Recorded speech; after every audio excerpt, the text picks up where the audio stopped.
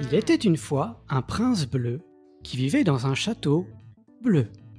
Depuis le haut de sa tour, il avait l'habitude de décoller pour planer à l'aide d'une pelle et d'un levier. Une fois dans les airs, de tout là-haut, il aimait admirer son domaine tapissé de petites fleurs bleu clair. Les champs de myosotis s'éternisaient jusqu'à l'horizon. Si vous arrivez à imaginer visuellement ce que je viens de décrire, vous êtes alors fantasique. Et si à l'inverse, vous n'arrivez pas à mettre des images dessus, vous êtes aphantasique. Vous ne rêvez pas, vous êtes bien sûr Podcast Science pour l'épisode 526. Nous sommes le mercredi 30 avril 2025. Bienvenue dans le monde de la fantaisie.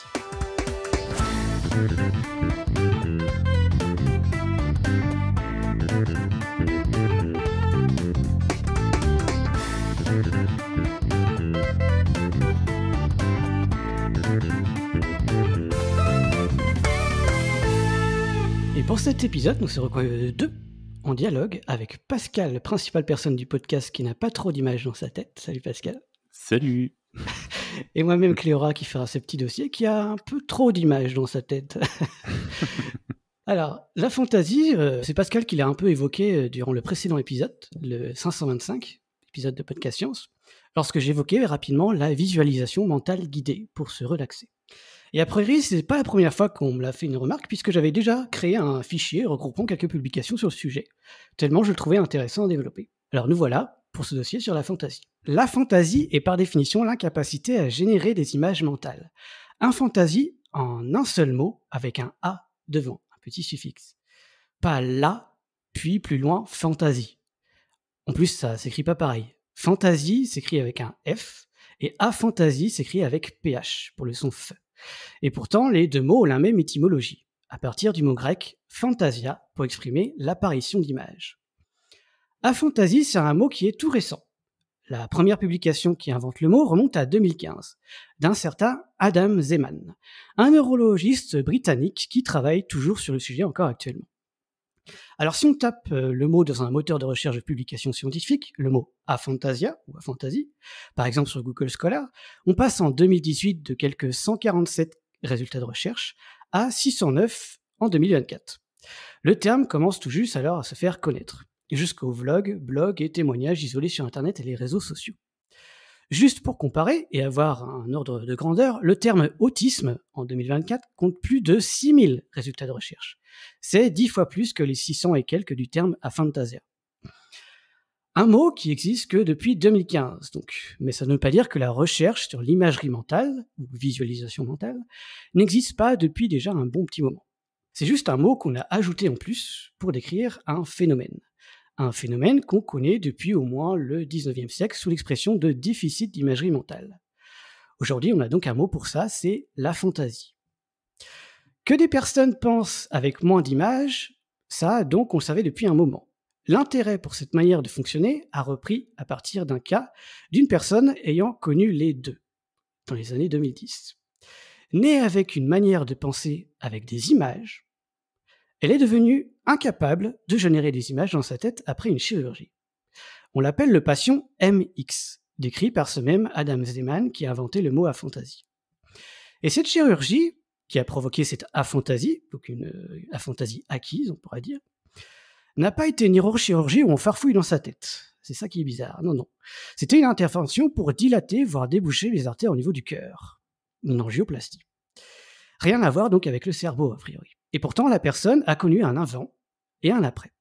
Pourquoi et qu'est-ce qui s'est passé ? En réalité, on n'en sait rien. On suppose que c'est à cause du changement du flux sanguin, en fait. Ça aurait créé une sorte de mini-AVC transitoire qui aurait perturbé certaines connexions neuronales.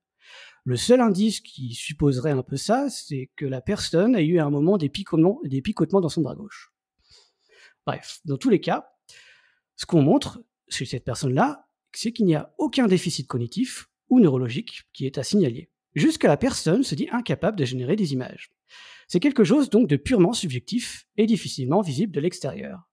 Pour savoir si une personne est phantasique ou aphantasique, le meilleur moyen de le savoir reste alors de lui demander. Donc si vous le souhaitez, on peut essayer d'évaluer ça ensemble, si vous êtes vous-même phantasique ou aphantasique. Comme pour beaucoup de fonctions mentales en psychologie, plusieurs échelles et questionnaires existent sur le sujet. Et le test le plus connu évaluant l'imagerie mentale est la VVIQ, la Vividness of Visual Imagery Questionnaire. Comme on peut s'en douter, en fait, le seul effort sera de visualiser quelque chose dans votre tête. Donc, premier exemple, essayez de visualiser la Tour Eiffel, en image évidemment. Ce que je vais vous demander maintenant, c'est juste de me le dire, la netteté de votre image, ou son absence carrément. Est-ce que vous n'avez aucune image, ou bien vous avez un vague dessin colorié, ou une photo précise, ou un décor réaliste des moindres détails jusqu'à la rouille du métal? Comme il n'y a que Pascal ce soir, est-ce que tu vois, toi, la Tour Eiffel dans ta tête? Alors, c'est même pas que je ne vois pas d'image, c'est que mais je sais pas de quoi tu me parles, en fait. C'est visualiser une image dans ma tête, c'est quelque chose, je comprends pas le principe. Et c'est marrant parce que tu mentionnais plusieurs fois, enfin toi et ce qu'on trouve récemment, la mention d'incapacité, alors qui ferait presque penser à une lacune, à un handicap ou quoi que ce Ouais. soit. Et je récuse un peu ça, c'est parce que c'est juste une autre manière. Il y a pas forcément de sens à s'imaginer quelque chose quand dans une situation comme ça, parce qu'il y a en fait, il y a pas d'image. Se visualiser quelque chose, je sais pas ce que ça veut dire, en fait. Voilà, donc c'est juste une autre manière de fonctionner. Et C'est ça. c'est ce que je vais répéter à chaque fois tout au long du dossier, c'est un peu ça. Donc tu me dis: «Est-ce que je vois une image?» Non, il y a pas d'image. Je vais pas dire: «Je Voilà. vois pas d'image», je dis: «Il y a pas d'image». Donc pour toi, c'est absence 0. Est-ce qu'on a dans l'élève à chatroom? Non, plus la tour Eiffel fantasmée que la vraie. Ah d'accord. Et pour certaines personnes, ah oui, ils visualisent mieux l'atomium, ouais, je comprends, hein. Nous avons des Belges dans le chatroom. Et toi, du coup, tu la visualises comment? Moi, je l'imagine plutôt, comme un dessin assez flou, comme une sorte de peinture. Je l'ai pas très précise, moi, tu vois, par exemple. D'accord. J'ai pas une image très réaliste. On peut prendre un deuxième exemple, hein, si vous pouvez imaginer le visage d'un de vos proches. Normalement, c'est encore plus difficile, même pour les personnes fantasques, ça. Donc, je peux essayer de vous aider. La rondeur de la forme du visage, les taches et les couleurs du visage, couleur des yeux, taille des yeux, des sourcils, etc. Et après, on demande est-ce que ce visage est précis, flou ou vaguement bordé, voire totalement absent. Sur une échelle de 0 à 5, souvent c'est là-dessus les questionnaires. Donc pour Pascal, j'imagine les visages, 0. 0. Alors, je rebondis sur un truc parce que tu as commencé à décrire le visage. Ouais. Si je pense, par exemple, au visage d'un de mes enfants, je suis tout à fait capable de le décrire. Je le visualise pas, mais je peux te décrire les cheveux, je peux te décrire s'il y a des boutons, la forme des oreilles, la forme du nez, la couleur des yeux. C'est des informations que j'ai, c'est des informations abstraites, que je Mmh. ne visualise pas, mais c'est tout à fait, donc 0 oui, mais la manière dont tu l'as formulé et je suis quand même capable de dire quelque chose. C'est intéressant. C'est-à-dire que ça s'est développé quand j'ai posé des questions petit à petit ou tu as eu tous les concepts d'un coup, en même temps? Bah, en fait, j'y ai pas particulièrement pensé, tu as commencé à parler de détails, je fais: «Bah, oui, bah, ça Mmh. c'est». Enfin, Ouais, je réponds du ouais, tac au tac, enfin, dans ma tête, oui, et du coup, forcément, je les liste, mais pas sous forme d'image.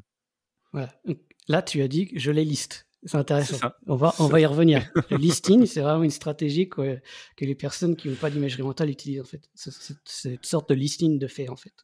c'est voilà. Ouais. Je me suis d'ailleurs déjà demandé, je suis quelqu'un qui aime les maths, Ouais. si ça aidait pas, alors tu abordes peut-être le sujet plus tard, j'ai pas lu le dossier, hein, pour les Je auditeurs. l'aborde, ouais, Bon, ouais. bah, alors du coup, je ne C'est passe juste pas par là. après, ça arrive.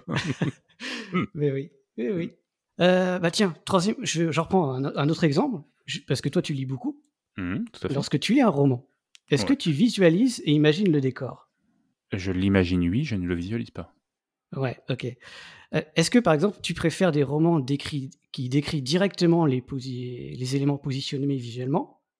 Ou est-ce que tu préfères des romans plus implicites, rendant difficile à visualiser et peu importe les détails? Mmh, c'est pas vraiment un critère. OK. C'est pas vraiment un critère, après, c'est vrai que dans mes lectures, je lis beaucoup de littérature de l'imaginaire. Ce qui fait que bon, description, il y en a quand même pas mal parce qu'on est souvent dans des univers, très différents des nôtres, donc pour placer Mmh. l'univers et pour le noter comme différent, ben, forcément il y a des descriptions. Maintenant, quand il y en a pas, je me pose pas la question. D'ailleurs, même parfois quand il y en a, je zappe un peu ces choses-là et puis voilà. Je mentionnais, je crois, la semaine dernière, le problème des adaptations où c'est vraiment marrant parce que lire un livre avant ou après adaptation, c'est 2 choses complètement différentes. C'est l'aspect physique, des personnages, des décors, je ne me pose pas la question quand je lis un livre. Aujourd'hui, si je relisais Le Seigneur des Anneaux, grand pas arrive, je m'imagine tout de suite, l'acteur, sa taille, pas en termes d'image, hein, mais Tous ces critères physiques, etc., voilà, c'est ça. c'est l'acteur, quoi. Ouais. Et c'est quelque chose que je trouve assez désagréable. Que je sens qui me limite. Ouais. Voilà. Ouais, je comprends. Donc du coup, la fantasy, donc tu parlais justement de métiers, etc. Donc on va arriver un peu là-dessus, au niveau de la population générale, comment ça se passe. Donc la fantasy est donc un phénomène existant, descriptible et testable, hein, comme on a vu que c'est ce genre de petites questions, mais qui a priori est loin d'être courant. On estime qu'elle concernerait autour de 3% de la population globale. Toujours plus pour comparer, pour reprendre l'autisme en comparaison, on juge que la prévalence de l'autisme est de l'ordre autour de 1%. Autisme qui a pourtant, je le rappelle, 10 fois plus de papiers scientifiques le concernant. Donc tout ça pour insister sur le fait que les études sur la fantasy sont encore loin d'avoir tout exploré. Cet épisode de Podcast Science sera très vite dépassé dans quelques années. On aura donc des personnes fantasiques et des personnes aphantasiques. Après, comme dans tout en psychologie, c'est un peu plus complexe que des grandes cases avec tout ou rien, entre des images ou pas du tout. Il y a tout un continuum. C'est pour ça que quand j'évoquais les questions, il y a des fois on a des images floues, des fois pas du tout, des fois, etc. Il y a tout un continuum, tout un spectre, on appelle ça. Autre exemple, on peut être capable de générer des images et des souvenirs très nets, sauf pour quelques thématiques, comme par exemple les visages. Donc par exemple, avoir une image très nette de la Tour Eiffel, mais les images des visages très très floues. On est tous différents, que nous sommes, chacune et chacun se positionne donc sur un spectre, et non pas entre deux catégories arbitraires bien séparées, entre aphantasie, pas du tout, et fantasie, on a toutes les images. Ouais. Ouais, ce que tu mentionnais, par rapport aux aphantasiques qui ont du mal à se représenter l'image, est-ce que c'est étudié? Est-ce que ça peut être lié, aux gens qui ont alors je sais plus comment ça s'appelle, cette incapacité de reconnaître les visages? Ouais, la prosopagnosie. Ouais, voilà. C'est ce nom-là, ouais. Y a pas... Enfin, dans les premières études, ils montraient qu'il y avait un lien. Ouais. Comme quoi la prosopagnosie était liée aussi un peu à la fantaisie, comme quoi on a du mal à reconnaître et se souvenir des visages. Mais dans les études plus récentes, c'est un peu plus discuté a priori. D'accord. Donc c'est pour ça que j'en parle pas trop plus que ça. Mais c'est une question. Oui. Non, mais c'est une question. Je me suis posé aussi la question, parce que justement je parlais un peu de visage. Je me suis dit, est-ce que ça méritait de le dire? Mais en fait, c'est assez discuté a priori là-dessus. Ouais. Donc je parlais du spectre de la fantaisie, entre des personnes qui voient tout, des images très réelles, et des personnes qui ne voient pas d'images du tout. Donc aux deux extrémités de ce spectre, nous avons donc le côté la fantaisie, pas du tout, et de l'autre son total opposé, c'est-à-dire la capacité ultime d'imagerie mentale. Et ça aussi, c'est un nom, la capacité ultime d'imagerie mentale, où en fait on imagine une image comme si c'était la réalité. On appelle ça l'hyperfantaisie. Voilà, un autre mot. C'est capacité de générer une image comme si ce qu'on percevait, comme si on la percevait dans la réalité en fait, avec tout autant de détails. Et cela concernerait aussi environ 3% de la population, a priori. Donc qu'est-ce qui différencie une personne aphantasique d'une personne hyperfantasique dans la vie de tous les jours? Et là on va parler de métier justement. Parce qu'en fait il y a une grosse étude qui a été faite par Adam Zeman, que j'ai cité précédemment, qui a créé le mot aphantasie, qui a repris à peu près toutes ces participants de toutes ces études, qui est un énorme échantillon, de 3500 personnes. Donc l'étude comprenait 2000 aphantasiques et 200 hyperfantasiques. Et là-dessus, il a pu faire de sacrées statistiques en fait solides pour mettre en évidence des différences. Et l'une d'entre elles, donc, c'est l'activité professionnelle. La proportion des métiers dits artistiques est énorme chez les hyperfantasiques. À croire que pouvoir générer des images mentales, ça peut aider à créer des choses à l'imagination. On s'en doute un peu.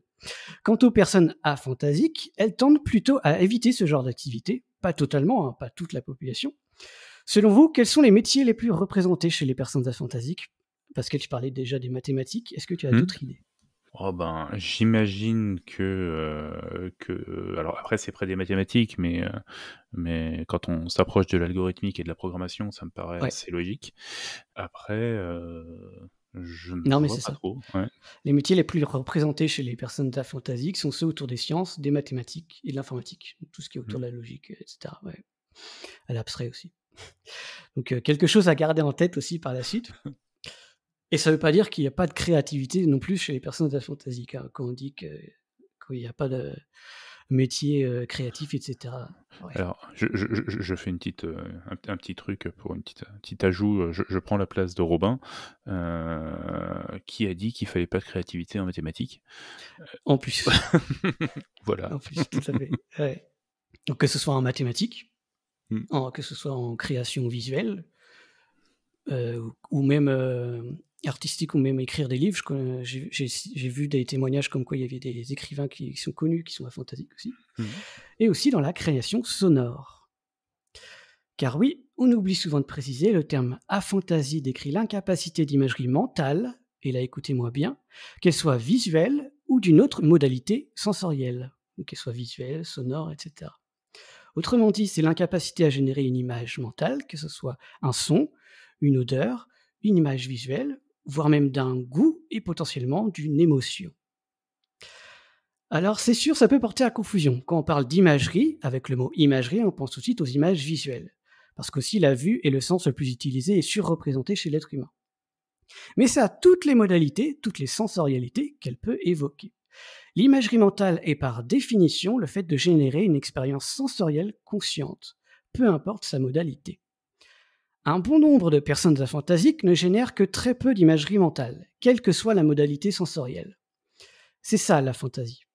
Si c'est spécifique à une modalité, on peut alors parler d'aphantasie visuelle, d'aphantasie auditive, d'aphantasie gustative, etc.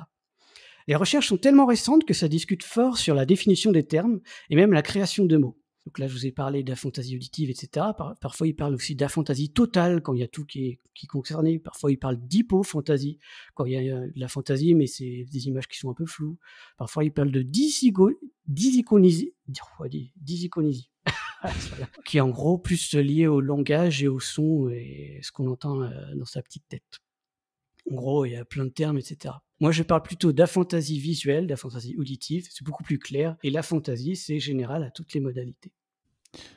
Alors c'est marrant parce que, j'ai découvert, alors non pas la fantaisie, il y a quelques années quand j'ai découvert ce mot et ce concept, mais j'ai découvert qu'il y avait des fantasiques. Moi c'est dans l'autre sens et tu disais, avant l'émission le terme de mind blow, mais on est complètement Mmh. là-dessus. C'est vraiment quelque chose qui m'a marqué et je m'étais effectivement parce que pour moi, dans la discussion, c'était l'imagerie et avant de lire en diagonale ton dossier, je n'avais jamais réalisé qu'effectivement il y avait malgré le fait que je savais la fantaisie, que ça existait et que, bah, je ne visualisais pas les choses, qu'effectivement il y avait peut-être des gens qui imaginaient des odeurs, qui imaginaient des goûts, et qui entendent vraiment la petite voix dans la tête. Mmh. Voilà, Bah oui. Mais c'est souvent ce qu'on remarque dans les témoignages aussi, oui, que ça fait vraiment une espèce de choc. Mais que ça mmh, soit dans les 2 côtés. Ouais, mais c'est vraiment l'histoire de choc qui revient dans les témoignages. C'est vrai que j'en parle pas trop dans mon dossier dessus, mais oui. mmh, Donc je parlais, justement de la définition, plus spécifique à certaines modalités, comme tu en as parlé, mmh. des fois la petite voix dans sa tête, des fois on l'entend pas, et je vais un peu en parler là-dessus. Par rapport à la génération de sons, on peut prendre un exemple si vous voulez. Parce qu'on a pris un exemple par rapport à l'imagerie visuelle avec la tour Eiffel. On va essayer de prendre un exemple avec l'imagerie auditive. On peut prendre ça comme ça. Par exemple, imaginons, la musique de Joyeux anniversaire. Imaginez-la sans parole, avec un son de piano par exemple. Puis un son de flûte, puis je sais pas, un son de froissant de papier. Et bah, si vous êtes capable de ça, ça veut dire que vous êtes phantasique auditif, vous êtes capable de générer des sons dans vos petites têtes. Et si vous êtes incapable de ça, vous êtes donc aphantasique auditif. Pascal, tu as ta petite chanson dans ta tête, Alors, joyeux anniversaire? je vais rebondir sur la petite voix dans la tête parce que on va arriver à l'endroit précis où je bloque. Je n'entends pas de voix quand j'imagine quelqu'un parler, quand je lis du texte, je n'entends pas de voix. Mais j'imagine, Le rythme de la parole? je me parle. Ouais. Quand je pense, je me parle. Je fais partie des gens qui, entre guillemets, entendent leur petite voix. Mais pas sous forme Ouais. de voix. Ouais. C'est assez différent. Ce qui fait que je peux chantonner dans ma tête, Mmh. avec du rythme, mais pas sous forme de son. Mais tu entends pas le son. Ouais, c'est ça. C'est assez bizarre et c'est assez difficile de décrire ça à quelqu'un qui j'imagine entend vraiment. Ce qui fait que quand tu dis, «Imaginez joyeux anniversaire», la chanson, bah oui, je l'imagine, je l'ai chantée des dizaines de fois. Mmh mh. En fait, là, dans la tête, moi, dans ma tête, je commence à faire «mmh mh» et puis là, tu me parles de piano et là, j'arrête. C'est fini. Oui, c'est ça. Parce que tu représentes un son particulier et là, non, j'abandonne. Et c'est pour ça que j'ai, expressément ajouté la question pour changer le son, pour voir si c'est Mmh. possible des fois. Parce que des fois, oui, tu peux voir le rythme, pas mais c'est pareil, tu peux avoir un rythme de la parole, Mmh mh. mais sans le son. Et donc du coup, il y a certaines personnes qui disent littéralement, je l'ai beaucoup, lu, en fait, dans les témoignages, c'est littéralement: «On l'entend, mais sans vraiment l'entendre, cette petite voix-là». Donc là, quand j'ai lu ça, moi je dis: «Allez bisous, on se voit la semaine prochaine». On va essayer d'expliquer ça. On l'entend, mais sans vraiment l'entendre. Ouais, c'est ça. Voilà. Donc en essayant de traduire ça, je vais le dire encore différemment, hein. C'est-à-dire que le langage intérieur, il y a un certain rythme du langage qui est intérieur, qui est vraiment présent. C'est juste qu'il n'y a aucun son généré. On parle alors bien d'aphantasie auditive, verbale aussi, si c'est pour le langage. Et si vous pensez que c'est impossible d'avoir un langage intérieur sans voix entendue, pour les personnes qui sont capables, en fait, on peut prendre l'exemple des personnes qui sont malentendantes, par exemple, ou sourdes. Et là, ce qu'on montre, c'est que les sourds de naissance ont aussi un langage intérieur. Mais justement, il n'y a pas de son. C'est juste qu'il serait davantage visuel, si c'est possible, voire gestuel, voire moteur, avec une composite motrice et corporelle. Où les mots donc n'auraient pas de son, mais des signes. Et donc les personnes penseraient avec un certain rythme, avec des signes dans sa tête. Et ça, c'est incroyable. Alors, du coup, un aphantasique, penserait sous forme de signes sans les visualiser. Dans la théorie, c'est possible. Ça me choque pas. Voilà. Juste pour la science et pour avoir un petit mot en plus, le fait de ne pas avoir de petites voix dans sa tête, ça a un mot, ça s'appelle l'endophasie.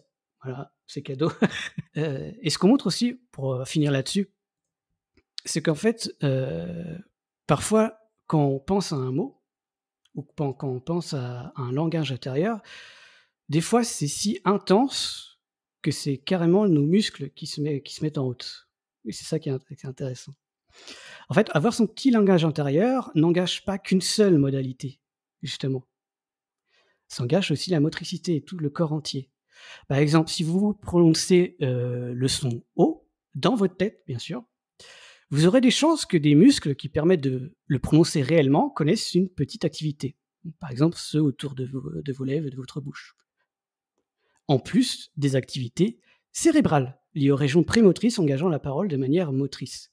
Et c'est ça qui est incroyable, c'est que quand on a un petit langage intérieur, c'est pas juste des mots qui s'enchaînent, c'est vraiment tout le corps qui s'engage. Et c'est là qu'on comprend que finalement, une personne sourde ou malentendante peut vraiment penser avec un langage moteur et vraiment corporel. Il y a vraiment toutes les modalités là-dessus. Et c'est pour ça qu'il y a un mot spécial pour ça, c'est l'endophasie. Et on ne parle pas d'aphantasie quelque chose. Parce que la fantaisie auditive, c'est une modalité. L'endophasie, c'est sur plusieurs modalités qui engagent le langage intérieur. Qu'il soit corporel jusqu'auditif. Voilà, c'était pour clore là-dessus. Est-ce qu'on a des petites questions là-dessus, sur le chatroom? Bah, il y a HK qui n'a pas pu entendre tout ce que tu disais parce qu'il y a un petit décalage, mais qui vient de faire un commentaire. Quand tu pratiques la ligne des signes, il y a une composante kinétique puisque tu produis des mouvements, donc il doit y avoir une composante de mémoire musculaire. C'est ça, c'est ça. Kinesthésique, ouais. La mémoire kinesthésique, exactement. Donc tout ça mis ensemble, le fait que certaines personnes ne puissent ni générer des images mentales dans leur tête, ni générer un son dans leur tête, et ni même avoir une petite voix qui puisse boucler dans sa tête, tout ça, ça embête pas mal les modèles en psychologie cognitive de base. Parce qu'en fait, beaucoup de modèles de psychologie prennent comme prédisposition, comme prémisse de base, que toute personne puisse être capable à la fois d'imagerie mentale et de répétition verbale, telle une petite voix dans sa tête. C'est notamment le cas du très célèbre modèle de Baddeley et Hitch décrivant la mémoire de travail. La mémoire de travail, c'est la mémoire qu'on utilise dans la vie de tous les jours pour se souvenir d'un truc, pour calculer, pour planifier, pour comprendre un truc qu'on lit, etc. Par analogie informatique, on peut dire que la mémoire de travail est la mémoire vive, si ça vous parle. C'est la mémoire qu'on utilise sur le moment pour réaliser une tâche et qui se réinitialise au prochain redémarrage ou à la prochaine tâche. Et en psychologie cognitive, pour expliquer le fonctionnement de cette dite mémoire de travail, qu'on utilise partout dans tous les modèles et tous les questionnaires, ce qu'on appelle le modèle de Baddeley, a besoin d'une composante donc visio-spatiale, dont la capacité à manipuler mentalement des images, et d'autre part, une composante verbale auditive, avec une petite voix intérieure capable de répéter ce qu'on essaie de retenir en tête. En gros, deux choses qui, à première vue, peuvent être absentes chez une personne aphantasique. Et c'est là le gros problème.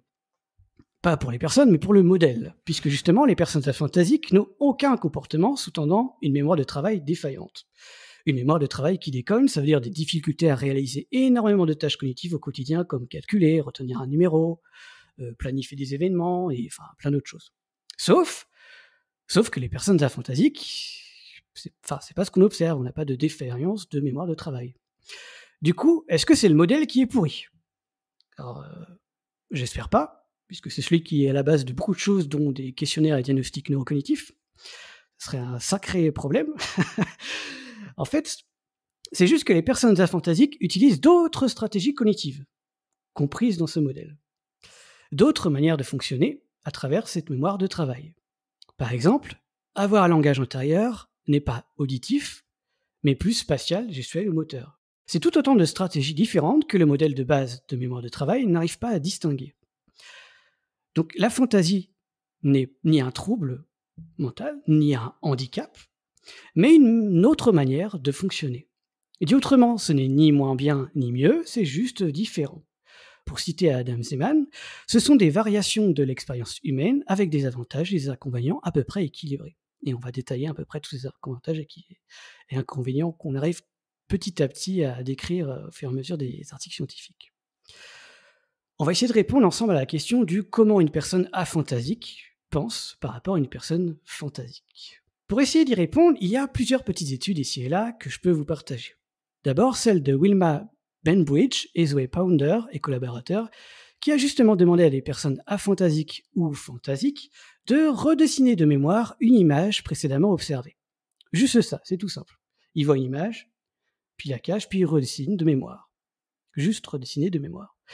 Eh bien, les personnes aphantasiques dessinent moins d'objets et beaucoup moins de détails. Ça, c'est factuel. En revanche, les objets dessinés sont bien disposés dans l'espace et la perspective. Autrement dit, du côté descriptif de l'image, il y a un peu de moins bien, mais côté disposition spatiale, au niveau général, là, c'est ok, c'est même mieux dans les stats. Si on reprend notre composante de mémoire de travail, appelée visuo-spatiale, avec un petit tiret entre les deux, on peut alors dire que ce n'est pas assez précis. On a deux choses qui se mélangent. Il y a d'un côté le visuel, et de l'autre le spatial. Deux fonctions cognitives différentes qu'on retrouve bien différenciées chez les personnes aphantasiques, douées sur le côté spatial, mais un peu de moins bien sur le côté visuel descriptif. On peut alors se représenter spatialement les choses sans passer par le visuel. Et ça, on le savait déjà. On peut prendre l'exemple des déficients visuels, aveugles de naissance, ou même des chauves-souris, avec l'écholocation. L'écholocation étant la capacité de se représenter l'environnement à l'aide du son. On peut alors se représenter mentalement l'espace environnant sans que ce soit visuel. On a même des arguments neuronaux pour confirmer ça. Quand on voit quelque chose, la perception visuelle est principalement traitée dans une région cérébrale à l'arrière de notre tête, qu'on appelle le lobe occipital. Ces aires visuelles traitent isolément des caractéristiques comme le contraste, le mouvement, l'orientation, la couleur, la forme, etc. Et plus on s'éloigne de cette zone primaire, de ces aires visuelles primaires, plus le traitement de l'information est complexe, unifié et associé à ce qu'on connaît déjà, nos mémoires, etc. Et pour cela, il y a 2 principales voies qu'on décrit en neuropsychologie. Pour faire court, il y a la voie dite ventrale, passant derrière nos oreilles, qui permet de décrire l'image visuellement et l'associer à une mémoire, plutôt descriptif, et une voie dite dorsale, passant par le haut de notre tête, qui permet de se représenter soi et les éléments de l'environnement dans l'espace. On a donc d'un côté une imagerie davantage visuelle descriptive, et de l'autre une imagerie davantage spatiale. Si ce n'est pas assez clair, on peut prendre un autre exemple. L'exemple de la rotation mentale. Si vous avez un objet en face de vous, ou même dessiné en 2 dimensions sur une feuille, est-ce que vous êtes capable dans votre tête de la tourner dans tous les sens en 3 dimensions ? Oui. Enfin, de faire une rotation. De m'imaginer le résultat de la rotation, j'arrive à déduire ce que je vais avoir devant moi. Ouais, c'est Voilà. la question. Et en fait, ce qu'on montre, c'est que cette rotation mentale est donc possible sans qu'elle soit visuelle. Et c'est bizarre dit comme ça, pour les personnes habituées avec de l'imagerie mentale, notamment aussi, une imagerie visuelle, mais c'est un fait. Même les personnes aveugles dès la naissance sont capables de rotation mentale. Et avant de clore sur la rotation mentale, j'ai une petite anecdote scientifique étonnante là-dessus à vous partager. Il y a plusieurs tâches de ce genre réalisées avec un objet dessiné en 2 dimensions sur une feuille, et on demande à la personne quelle est la bonne réponse parmi d'autres dessins, où avec une différente rotation donnée de ce dessin. Par exemple, si on lui demande 20 degrés ou 120 degrés.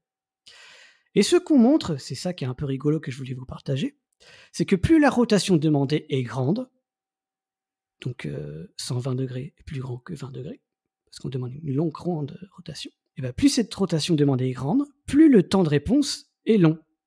Autrement dit, ça veut dire que dans notre tête, c'est réellement comme si on tournait l'objet physiquement, avec un certain temps de rotation. Pour résumer, quand notre cerveau analyse ce qu'on perçoit avec nos yeux, on a donc 2 grandes voies. L'une visuelle descriptive et l'autre spatiale. Par exemple, avec la rotation comme j'ai pris en exemple ici.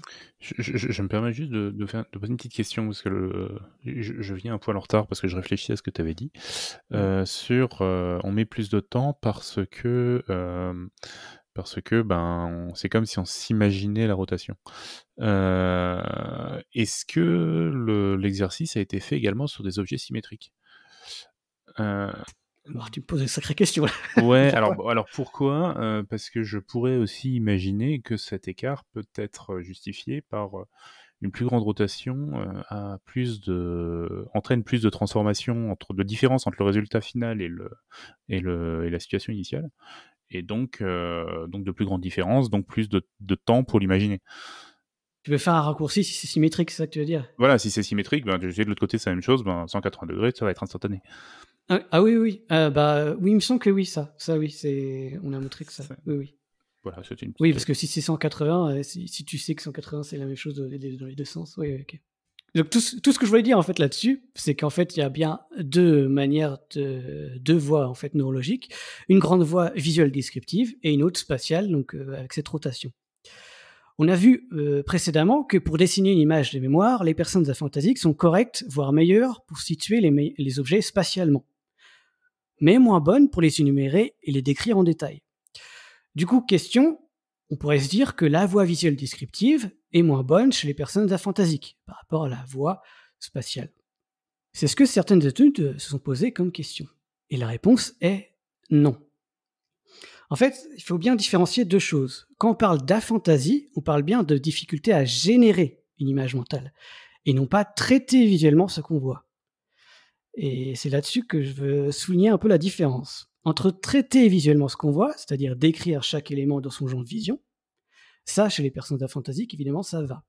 C'est bien générer une image soi-même, en fermant les yeux, qui est plus difficile. Je me répète encore une fois un peu différemment avec les mots un peu scientifiques et en psychologie qu'on utilise. Sur le moment présent, la mémoire de travail visuel n'est pas déficitaire chez les personnes aphantasiques. C'est bien le fait de se remémorer une image ou de générer soi-même une image mentale qui est déficitaire ou absent. Si encore c'est trop flou, je vais prendre une analogie, si vous voulez, avec l'analogie d'un téléphone portable. Prendre des photos avec son téléphone, ça va, tout fonctionne. On peut même filmer, décrire chaque élément qu'on voit à travers la caméra, etc. Le côté mémoire visuelle et mémoire de travail sur le moment présent, ça, ok. Ce qui est plus difficile, voire absent pour les personnes aphantasiques, c'est de chercher à nouveau ces photos enregistrées dans son téléphone ou en créer de soi-même. Ça va, l'analogie ne te choque pas trop, tu n'es pas un téléphone portable? Non, ça va. En gros, capter son environnement extérieur vers l'intérieur et nos mémoires, tout se passe bien chez les personnes aphantasiques. On peut parler d'encodage en psychologie cognitive, mais c'est le fait de reprendre consciemment les informations sensorielles de l'intérieur qui est plus difficile. En psychologie cognitive, on parle de récupération mémoire ou de génération d'imagerie mentale. Dans les grands mots, on parle aussi de top-down, etc. Bref. C'est ce côté-là dont les personnes aphantasiques ont plus de difficultés, donc récupérer depuis l'intérieur, depuis nos mémoires, une fait de générer des imageries mentales. Donc j'insiste grandement là-dessus parce que c'est ce qu'on retrouverait aussi neurologiquement, dans la manière dont le cerveau fonctionne. Qu'en gros, l'information sensorielle passe bien dans un sens, pour l'enregistrer et travailler dessus, mais pas dans l'autre, pour s'en rappeler consciemment, ou la recréer. Dans une étude toute récente publiée en 2024 d'une équipe de chercheurs allemands en neurosciences cognitives, avec l'équipe autour de Marilyn Monzel ou Cornelia McCormick, ils ont commencé à mettre en évidence des réseaux neuronaux moins utilisés chez les personnes aphantasiques. L'interaction entre le lobe occipital, c'est-à-dire l'arrière de notre tête, et l'hippocampe, qui est une zone au niveau assez profond derrière nos oreilles, plus à l'avant de notre tête, les personnes aphantasiques semblent moins utiliser l'interaction entre ces deux zones, c'est dite connectivité hippocampique occipitale. Bon, là ça fait beaucoup de mots. Faisons un peu de neuropsychologie pour comprendre ce que ça veut dire. Le lobe occipital, c'est vulgairement ces aires visuelles à l'arrière de notre tête, utilisées à la fois pour voir de ses yeux, donc la perception, pour se rappeler d'une image visuelle, et pour générer une imagerie mentale visuelle. On trouve même des études montrant que plus l'image mentale est forte, précise et nette dans sa tête, plus l'activité neuronale du lobe occipital, en fait, est intense. Du coup, est-ce qu'une personne aphantasique n'a aucune activité dans cette région cérébrale quand elle se remémore d'un souvenir normalement visuel? Alors, la logique voudrait dire que oui. Dans la réalité, c'est un peu plus complexe que ça. C'est plus la connexion avec cette région et ce qu'on en fait qui est différente. Quand on se remémore des choses, on reconstruit nos souvenirs élément par élément. Et cette reconstruction de nos souvenirs se fait différemment pour chaque personne. Il se trouve que les personnes aphantasiques le font, mais sans certaines modalités sensorielles. Et même si l'information sensorielle est disponible. Je vais répéter encore une fois ce que je viens de dire différemment, en ajoutant l'autre zone cérébrale citée. Parce que j'ai parlé de cette fameuse connectivité hippocampique occipitale. Donc j'ai parlé un peu du lobe occipital. Maintenant, on va parler un peu de l'hippocampe. L'hippocampe, un des grands rôles de cette région est de se remémorer d'un événement vécu passé. Pour la faire court, donc, lorsqu'une personne aphantasique se remémore de quelque chose, elle utiliserait très peu cette relation entre l'hippocampe et le lobe occipital. Donc très vulgairement, entre la mémoire et l'imagerie visuelle. C'est comme si la mémoire visuelle des images était possible, mais que la personne ne piochait pas dedans pour s'en rappeler. Donc c'est là, mais pas utilisé. J'ai presque envie de dire, après on revient un petit peu sur la notion d'abstraction, le fait de même une image qu'on voit, j'ai plus l'impression de stocker un concept derrière. Oui. Et j'utilise ce concept par la suite, et une fois que j'ai ce concept, j'ai pas besoin de l'image. Je vois pas pourquoi j'irais chercher cette image. Tu résumes tout à fait tout le dossier en même temps. Ouais. C'est presque, en fait... Bon, c'est une interprétation personnelle aussi là-dessus. En fait, c'est presque une économie de pensée. Pourquoi penser à une image si tu as déjà le concept, en fait? C'est ça, en gros. Ouais, c'est... Voilà. Voilà. C'est un peu l'idée, en fait, derrière ça. Ouais. En gros, tu cherches pas consciemment l'image. Pourquoi le faire si tu as déjà le concept, etc. Et c'est ce qu'on montre aussi neurologiquement. Pour terminer, en fait, sur cette histoire de neuropsychologie, plus généralement, donc j'ai parlé de l'hippocampe lié aux zones occipitales. L'hippocampe, c'est une zone plus à l'avant, mais enfin légèrement. C'est très profondément en fait au milieu du cerveau. Et le lobe occipital est à l'arrière. Et ce qu'on montre généralement dans toutes les études, c'est un manque de connexion entre les parties avant, voire frontales du cerveau, et celles plus en arrière du cerveau. Donc lorsqu'on demande de remémorer quelque chose, l'interaction entre l'avant et l'arrière du cerveau est moins importante chez les personnes aphantasiques. Donc comme tu dis, c'est ce que on interagit moins bien consciemment vers des trucs sensoriels. En gros, c'est comme si on C'est comme si dire que l'avant du cerveau, c'est moi qui décide, et l'arrière du cerveau, c'est plus tout ce qui est modalité sensorielle. Très grossièrement. Là, je sens que les neuropsychologistes, ils vont me taper du doigt, mais c'est pour vulgariser. Donc l'avant du cerveau, c'est plutôt moi qui décide qu'est-ce que je vais choisir pour me remémorer. Et l'arrière du cerveau, c'est plus les zones primaires, plutôt la sensorialité, etc. Et ce qu'on montre chez les personnes aphantasiques, c'est qu'ils n'utilisent pas cette connexion-là. Et comme tu le dis, pourquoi le faire si tu as déjà le concept? Concept ou le mot, voilà. Il y a une situation qui m'a déjà où ça m'a embêté. Ouais. Il y a quelques années, j'ai construit la maison, il fallait choisir la couleur des murs et on me demandait mon avis sur la couleur dans telle chambre, est-ce qu'on pourrait mettre cette couleur, etc. Et en fait, je n'arrive absolument pas à me représenter le résultat de la pièce peinte. C'est vraiment le point où c'est difficile. Quand il faut se projeter quelque chose parce que, voilà. Ouais, alors c'est une des questions qu'on utilise aussi dans les tests de questionnaire d'imagerie mentale, c'est est-ce que tu arrives à te projeter dans le futur de ce truc-là? En fait, ça fait partie en fait de ces fameux inconvénients en fait, Mmh. de la pensée sans imagerie mentale. En fait, sans modalité sensorielle, c'est difficile de se projeter presque, on pourrait dire. C'est Difficile ça. de planifier ou se projeter dans l'avenir. Donc parmi les items, on a par exemple, est-ce que vous vous projetez facilement en vous imaginant dans 10 ans? Et autre question, ça rejoint un peu la même chose que tu as dit. Lorsque vous cherchez des meubles ou des éléments de décoration Mmh. dans un magasin, est-ce que vous arrivez à vous projeter comme ça pourrait donner chez vous? Ouais, Et voilà, c'est c'est ça. exactement ce que tu as dit. Voilà. Exactement. Alors m'imaginer dans 10 ans, c'est un peu différent parce que, m'imaginer dans 10 ans, je vais m'imaginer, l'évolution de ma vie professionnelle, je vais Mmh. m'imaginer, plus d'enfants à la maison, ce genre de choses. Donc c'est pas qu'on peut pas se projeter, enfin moi en tout cas, j'arrive à me projeter dans l'avenir. Mais si j'ai besoin, d'imaginer un rendu, c'est là que ça coince. Ouais. C'est quand il faut se projeter de façon visuelle, en fait. Mmh, mmh, mmh, mmh. Bah, c'est ce qu'on montre aussi, en psychologie, en neurosciences, c'est que, ouais, sans imagerie mentale, c'est plus difficile de se projeter visuellement. Mais comme tu Mmh. l'as dit, c'est une des stratégies, en fait, cognitives utilisées aussi. C'est encore une fois, le fait de listing. C'est vraiment le mot clé là-dessus. Là, ce que tu as dit, c'est une listing de faits ou une listing de scénarios, en fait, de Mmh. concepts comme ça que tu utilises. C'est une manière amodale de penser. Mais je vais y revenir sur le mot. C'est un élément clé du dossier, le mot amodal. Ça veut dire qu'on pense sans modalité sensorielle, qu'avec des concepts et des mots. Mmh. Oui, donc j'en étais au niveau de la neurologie, tous les détails au niveau de la neuropsychologie. En fait, on a plein d'indices de ce genre-là. On a plein d'autres d'études aussi au niveau cognitif. Donc, pour reprendre un peu le question au niveau des meubles, etc., et de se projeter.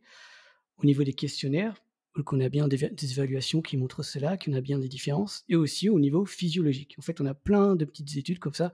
Donc on a des indices neurologiques, des indices physiologiques et des indices cognitifs qui montrent bien qu'il y a une différence dans la manière de fonctionner. Donc parmi ces indices, je voulais citer aussi l'expérience de redessiner une image de mémoire, puis aussi l'étude donc, sur la connectivité entre l'hippocampe et le lobe occipital, mais on en cite donc plein. Je vais en citer une côté physiologie, parce que une est un peu rigolote. C'est qu'on mesure la réponse à la pupille. Et c'est un peu drôle, et je ne savais pas, c'est assez curieux, mais je connaissais pas ça. En mesurant la pupille, en fait, si elle est plus ou moins contractée. A priori, penser à une forte image claire et lumineuse ferait contracter notre pupille. Chose donc qu'on ne retrouverait pas chez les personnes aphantasiques. Excellent. Voilà, c'est un des exemples de la physiologie. Une autre tâche que je voulais citer parce que c'est celle qui est la plus importante, celle qui est utilisée un peu partout, c'est la tâche dite de rivalité binoculaire, initiée par une équipe australienne de psychologues et philosophes autour de Joel Pearson et Rebecca Keogh. C'est ce qu'on appelle donc une tâche d'amorce. Tâche d'amorce, ça veut dire qu'on montre aux participants quelque chose qui va influencer ou non sa prochaine réponse. Ici, on montre ou fait entendre des mots avant de présenter un très court instant une image différente à chaque œil, pour savoir quelle image il va voir. L'image perçue par l'œil droit ou l'image perçue par l'œil gauche. Par exemple, si je vous dis ou écris les mots « animal mignon », ça, c'est l'amorce. Animal mignon. Et puis qu'après, pendant moins d'une seconde, pendant un très court instant, je vous montre en même temps à l'œil gauche et à l'œil droit une image différente. À l'œil gauche, un chat, à l'œil droit, un bâtiment en béton. Et bien les personnes fantasiques, donc celles capables d'imagerie mentale, auront perçu le chat en majorité. Parce qu'elles se sont imaginées visuellement un animal mignon au préalable, grâce à l'amorce. Alors que les personnes aphantasiques verront une fois sur deux l'une des deux images de manière aléatoire, comme si l'amorce ne fonctionnait pas du tout sur elles, ce qui sous-entendrait qu'elle ne se représente pas visuellement l'amorce, pas d'imagerie mentale. Bon, ça reste dit de manière vulgarisée, hein. Normalement c'est pas avec des chats, etc., c'est plus avec des rectangles colorés, mais bon, vous avez l'idée. Ça, c'était l'expérience de laboratoire la plus utilisée pour mettre en évidence une aphantasie, la tâche de rivalité binoculaire. Avant de continuer, je vais vous citer une dernière expérience, où, cette fois-ci, tout le monde peut participer. C'est rapide, je vais juste vous lister 4 mots, supposant une question pour comparer entre deux choses. Vous allez voir, c'est très simple. Est-ce que tu es prêt, Pascal, pour jouer ? Oui. Donc, je vais lister juste des mots. Forme, castor, renard, longueur. Donc ça suppose qui est le plus long entre le castor et le renard. Ah, le renard. Ouais. C'est pas des questions pièges. Hein. Non. C'est juste pour montrer l'exemple. Je te donne un autre exemple. Ouais. Visage, Hollande, Macron, rond. Hollande. Ouais. Donc la question sous-entendue, c'est quel est le visage le plus rond entre Macron et Hollande. Oui. Alors, ce qui est un peu drôle, c'est que c'est pas des items tirés de mon chapeau, hein, mais d'une étude de Yang-Hao Liu et Paolo Bartolomeo, qui ont utilisé même carrément ces items avec du Hollande et du Macron. C'est un peu drôle. Et ce qui montre, c'est que les personnes aphantasiques sont très légèrement plus lentes à répondre. Et également moins confiantes en les réponses, alors qu'elles sont tout autant pertinentes et correctes. Voilà, donc très légèrement, mais tout aussi correctes. Parce que oui, je le rappelle, la fantaisie n'est ni un trouble ni un handicap, juste une autre manière de fonctionner. Qu'en science, on essaye de titiller pour trouver des différences. Sauf que dans la vie de tous les jours, ces différences sont très négligeables. On peut alors se demander à quoi ça sert. Si les personnes arrivent tout aussi bien à fonctionner sans, à quoi ça sert d'avoir des images dans sa tête ? Est-ce que finalement c'est inutile ? Qu'un épiphénomène qui ne sert à rien ? Dit rapidement, cette question oppose deux manières de voir les choses. Des courants qu'on appelle les propositionnalistes et un courant qu'on appelle les imagistes. Les uns pensent que l'imagerie mentale n'est qu'un truc en plus, mais qui sert à rien. Et les autres pensent qu'elle est réellement la manière dont fonctionnent nos pensées et récupération en mémoire. Donc les propositionnalistes et les imagistes. Les propositionnalistes, on pense d'abord avec des mots et des concepts abstraits. Donc c'est-à-dire que quand on se remémore quelque chose, c'est alors ces concepts et attributs sémantiques qui viennent en tête, totalement déconnectés de toute sensorialité. Et l'image mentale créée, si on en crée une, n'est qu'une représentation fictive qui en ressort, mais qui ne sert à rien. Ça, c'est les propositionnalistes. Donc si c'est trop abstrait, je vais tenter une analogie. L'analogie de la pareidolie, si vous connaissez le mot déjà. Disons que c'est comme voir un visage dans une montagne. La forme des rochers ou la forme d'une montagne fait croire à un visage. Mais en réalité, ce n'est évidemment pas un visage. C'est juste la manière dont les éléments sont agencés qu'on en tire une représentation d'un visage. Et bien pour les propositionnalistes, c'est la même chose avec nos mémoires et notre imagerie mentale. De nos mémoires, on en tire des images, mais ce n'est pas pour autant que ça en est des images. C'est juste une création de l'esprit. Un effet secondaire. Un épiphénomène. Nos mémoires sont les montagnes, l'illusion des visages et l'imagerie mentale. Ainsi, grâce à cette approche, on pourrait expliquer pourquoi une personne aphantasique est tout aussi fonctionnelle dans la vie de tous les jours. Parce que l'imagerie mentale, on s'en fout. C'est qu'une illusion. Voilà, c'est juste une option.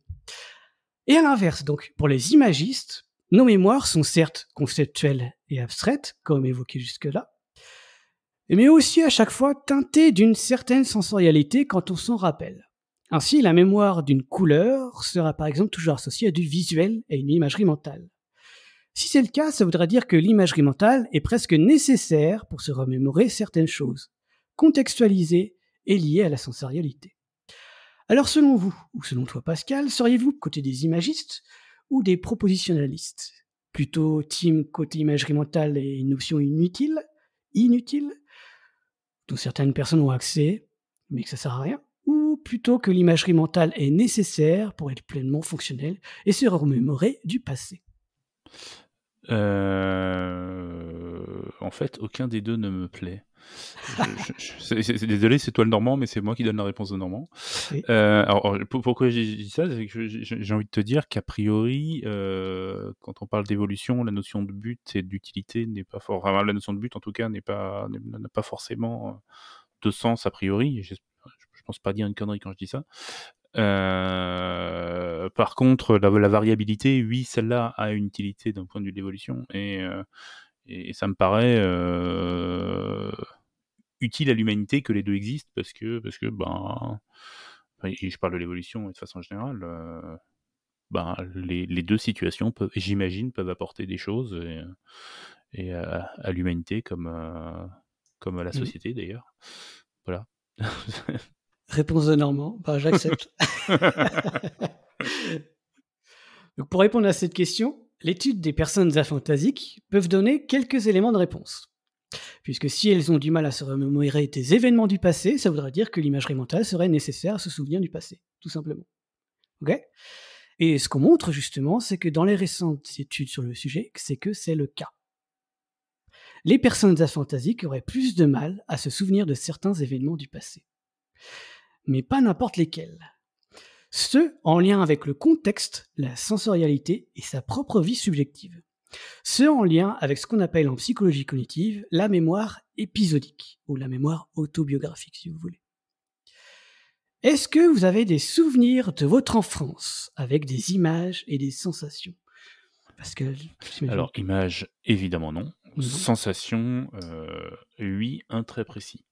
Ah, tu veux le citer ou pas du tout? Oui, je peux. Ok. C'est un rêve que j'ai fait de nombreuses fois, et qui m'est resté et je pense d'ailleurs qui me suit, de chute. Ah, ok, t'as la sensation de chute du coup. Et la sensation de chute, je l'ai. Ça, Mm. c'est un truc qui me et au point que d'ailleurs, je peux pas m'approcher à plus de 10 mètres à moins de 10 mètres d'une falaise, enfin c'est voilà. Mais c'est peut-être le seul exemple. Ouais.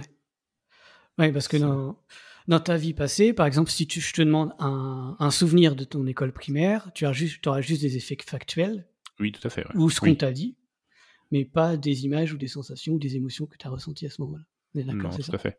Alors, OK. pour préciser, pourquoi est-ce que je parle de souvenirs alors que là je parlais de rêve, Mmh. c'est que, le rêve en question, j'ai appris à l'âge adulte qu'il a correspondu à une expérience réelle. Voilà. Ah ouais? D'accord. Donc si vous vous souvenez beaucoup de votre enfance avec des images, des émotions et cetera, c'est plutôt fantasique et c'est plutôt non, c'est plus des éléments factuels ou ce qu'on vous a raconté de votre enfance, c'est plutôt aphantasique.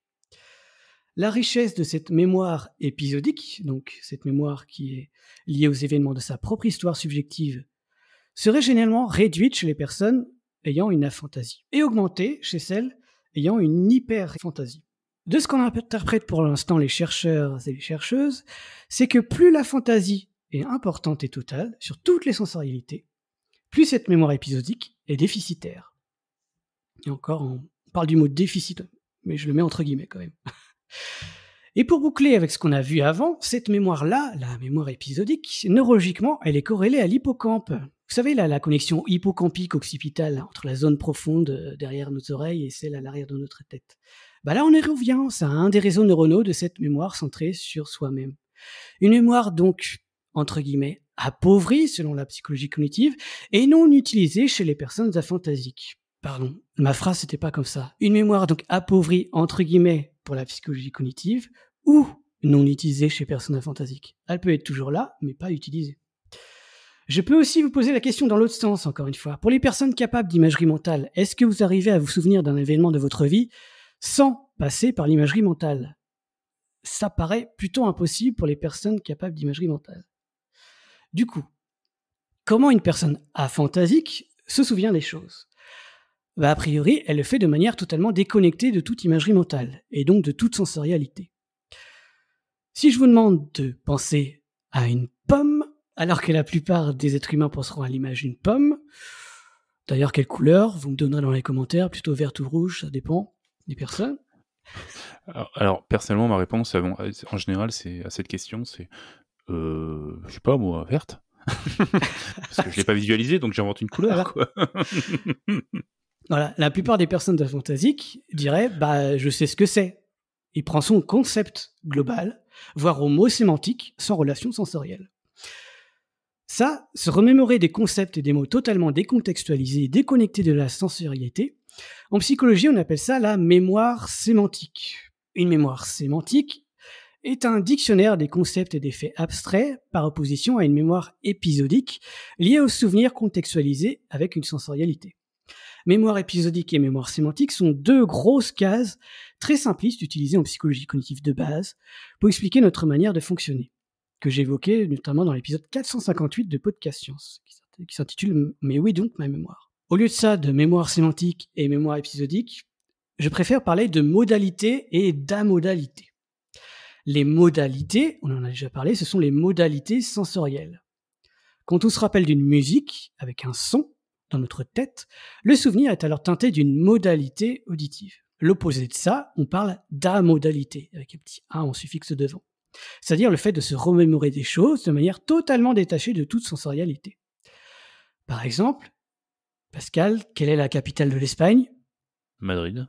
Voilà, ça, cette information, vous allez la chercher dans votre mémoire sémantique, et c'est une information amodale, c'est-à-dire décontextualisée et détachée de toute sensorialité. Les personnes aphantasiques pensent et se remémorent les choses majoritairement de cette manière, donc de manière amodale. Parlons alors un peu, voire beaucoup de ça, d'amodalité en psychologie. Durant l'histoire de la psychologie, c'est une grande question qui a été posée. Est-ce que nos connaissances accumulées avec le temps sont intimement liées à une sensorialité, ou bien sont-elles indépendantes de celle-ci ? Dit autrement, est-ce qu'on a des connaissances liées d'un côté du côté visuel, d'autres liées des connaissances liées au son, d'autres d'un autre côté liées au mouvement, etc.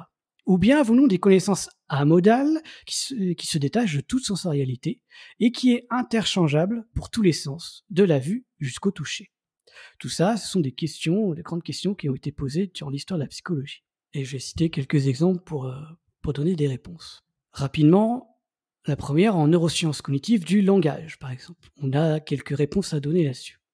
Puisqu'entre les mots entendus et les mots lus, on a deux sens qui entrent en jeu, l'ouïe et la vue.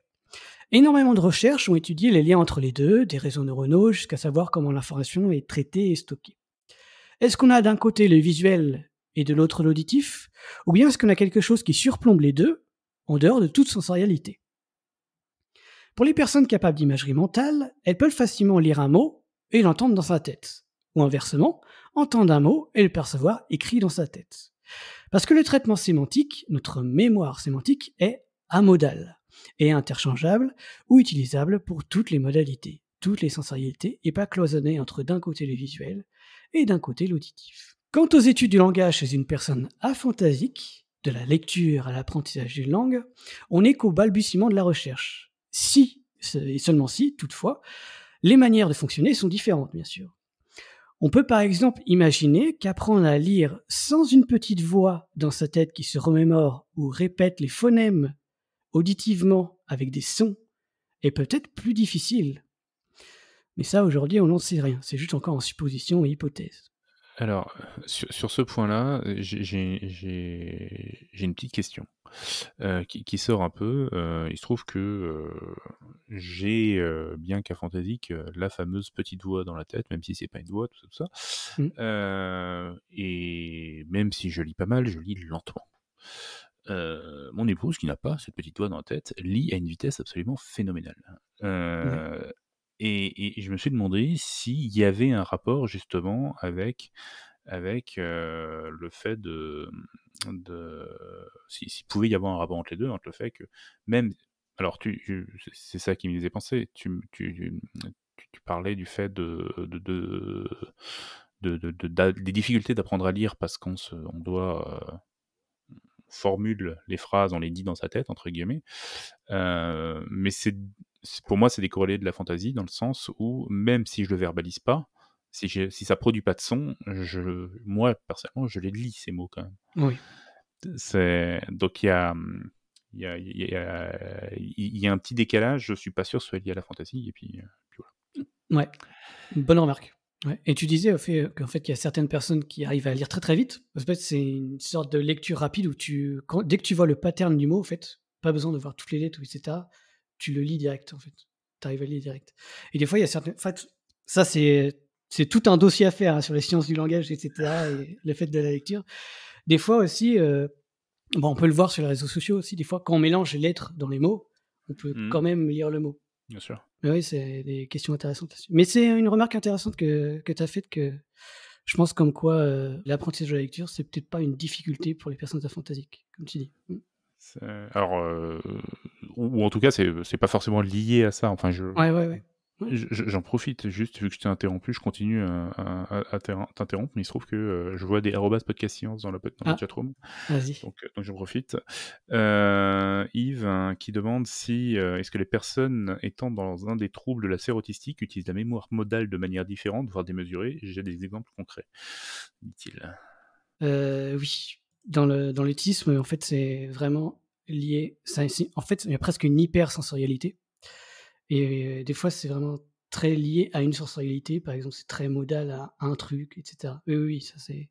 La réponse est oui. Et parfois, il y a même des liens qui se font dans quelques études entre hyper-fantaisie, donc le fait de se remémorer une image comme si c'était la réalité, avec les détails très fins, et l'autisme. Des fois, il y a des liens à faire là-dessus aussi. Comment ça se fait, en tout cas. Donc là, on était arrivé sur le langage, pour prendre un exemple comme quoi nos pensées sont amodales, c'est-à-dire totalement décontextualisées et en dehors de toute sensorialité. Et je voulais aussi vous prendre un autre exemple dans la psychologie du développement. En psychologie du développement, donc, un autre exemple découlant des travaux du couple Gibson dans les années 1960. Et après, il y a eu plein de recherches qui ont découlé de ça. Pour n'en citer qu'une, prenons celle de Arlette Streri et Édouard Gentaz de 2003, qui étudie la modalité chez les nouveau-nés. Nouveau-nés de quelques 54 heures en moyenne. La tâche est simple. Pour étudier la modalité chez les nouveau-nés, on fait toucher au bébé, sans qu'il le voie, par exemple, un cylindre. Puis, après ça, on lui présente devant lui, dans son champ de vision, deux objets. Un cylindre, le même, et une pyramide.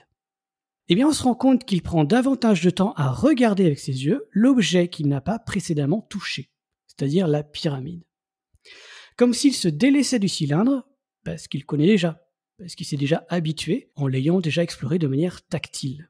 Autrement dit, dès la naissance, le petit bébé donne déjà du sens à l'environnement qui l'entoure de manière unifiée. Il commence déjà à mettre des petites étiquettes ici et là de manière amodale, qui peuvent être utilisées quelle que soit la sensorialité. Ça c'est rugueux, ça c'est pas bon, ça c'est doux, ça c'est rond. Donc a priori, ça serait presque inné. En réalité, là, ce n'est pas la modalité qu'on parle, c'est le transfert intermodal, mais bon, c'est pour vulgariser et faire plus simple. Et cette manière d'étiqueter les choses, cette manière amodale, serait majoritairement la stratégie la plus utilisée par une personne aphantasique. Puisqu'on ne peut pas se remémorer ou générer des sons ou des images, il ne reste plus que l'étiquetage ou le listing de faits et de mots.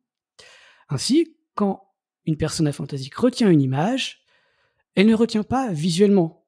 Elle la retiendra en étiquetant des mots et des concepts à chaque élément. Si ce n'est pas assez clair, je peux reprendre l'expérience qu'on a citée précédemment. Celle où on demande à des personnes de redessiner de mémoire une image vue précédemment.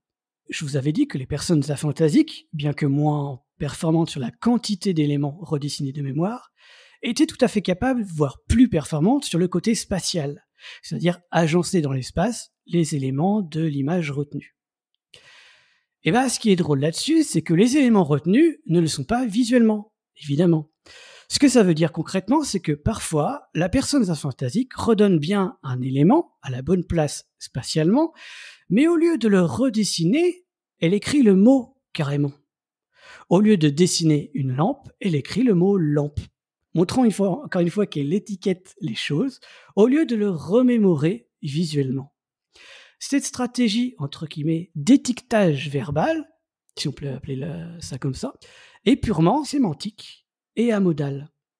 Et de ce que j'ai lu ici et là, ce serait la stratégie cognitive la plus utilisée. On se souvient avec des mots. Il en existe toutefois d'autres stratégies, au moins 2, qu'on retrouve notamment en commun avec les personnes aveugles ou atteintes de déficience visuelle. On a d'une part une stratégie spatiale, on se souvient avec des orientations. Alors je sais, ça peut paraître bizarre sans que ce soit visuel, mais c'est un fait. Et d'autre part, une stratégie kinesthésique, on en a parlé déjà un peu, où on se souvient grâce au corps et au mouvement. Toutes ces stratégies cognitives ont été et sont encore étudiées par un certain Maël Delem, qui est en train de faire une thèse là-dessus à l'université Lumière Lyon 2. Une thèse sur les profils cognitifs et corrélats neuronaux de la fantaisie. Donc, affaire à suivre. Est-ce que tu utilises des stratégies plutôt kinesthésiques pour te rappeler des choses, toi, Pascal? Avec le corps ou des mouvements? Je ne crois pas. Je ne crois pas. Autant la liste, oui. Ouais. Enfin, en fait, c'est assez compliqué d'identifier des stratégies entre guillemets quand parce que avant aujourd'hui, parler de liste, enfin, j'ai jamais envisagé une liste comme une stratégie. Mm. C'est comme ça que je pense, point. C'est comme ça que ça se passe. Après, la stratégie de se représenter visuellement les choses me paraît d'ailleurs aussi étrange personnellement. Mais le corps, non. Après, je suis pas non plus quelqu'un de très très à l'aise avec le mouvement en général. Donc, Ouais. Par exemple, tu as cité la dernière fois la sensation de chute. Tu oui, le ressens dans ton corps, finalement. oui, c'est pas faux, c'est pas faux. Ouais, Finalement. ouais, ouais. Voilà. Donc, toutes ces stratégies cognitives, qui en fait est stratégie, si on s'en rend compte et qu'on les étudie scientifiquement, parce que dans la vie de tous les jours, quand on utilise une stratégie, on s'en rend pas compte, c'est une autre manière de penser, et puis c'est tout. Donc voilà, il y a une thèse là-dessus qui est en train de se faire par un certain Maël Delem, donc je vais suivre ça un peu de près. Et avant de conclure ce dossier, il y a une dernière chose que j'ai oublié d'évoquer. On a parlé du spectre de la fantaisie, donc on est plus ou moins capable de générer une imagerie mentale, quelle que soit la modalité sensorielle. Du coup, toutes les personnes aphantasiques ne sont théoriquement pas aphantasiques de la même manière. Certaines le sont uniquement visuelles, mais arrivent à entendre les sons et à voir sa petite voix intérieure.